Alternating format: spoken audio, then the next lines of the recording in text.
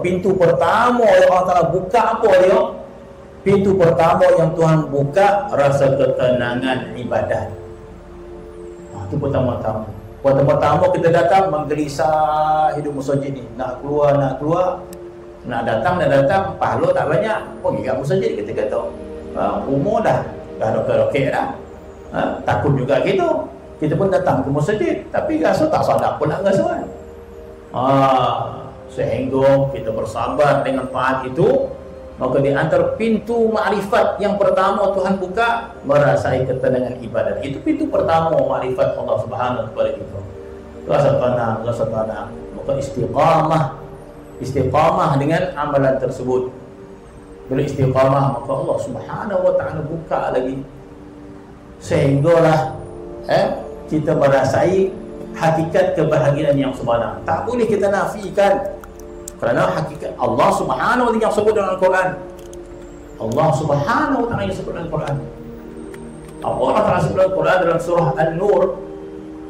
Allah Ta'ala menyebut seseorang yang mencari kebahagiaan yang lain daripada Allah Subhanahu wa ta'ala, itu adalah umpama bayangan semata-mata.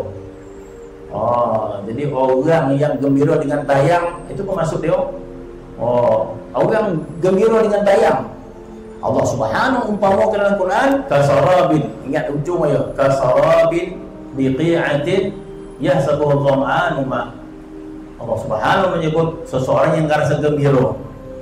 Seseorang yang rasa gembira selain daripada Allah Subhanahu wa ta'ala, itu umpama sarab. Tuhan Allah Ta'ala yang sebut dalam Quran macam ni. Nah, terima. Allah Subhanahu menyebut seorang yang rasa bahagia selain daripada Allah Subhanahu wa ta'ala, kasarabin biqi'atin yahsabuhu dhama'anu ma. Masya Allah, perumpamaan yang Tuhan sebut dalam Quran. Allah Ta'ala sebut dalam Quran, orang yang mencari kebahagiaan selain daripada Allah Subhanahu wa ta'ala, kasarabin, itu umpama orang yang dahaga gembira ternampak air di padang pasir. Dahaga, kenapa? Dah jumpa air, dia kata. Air macam mana? Tu nampak kilau-kilau tu, kilau-kilau di padang pasir, itu namanya sarab. Apa kita kata orang ni? Gila ya lah.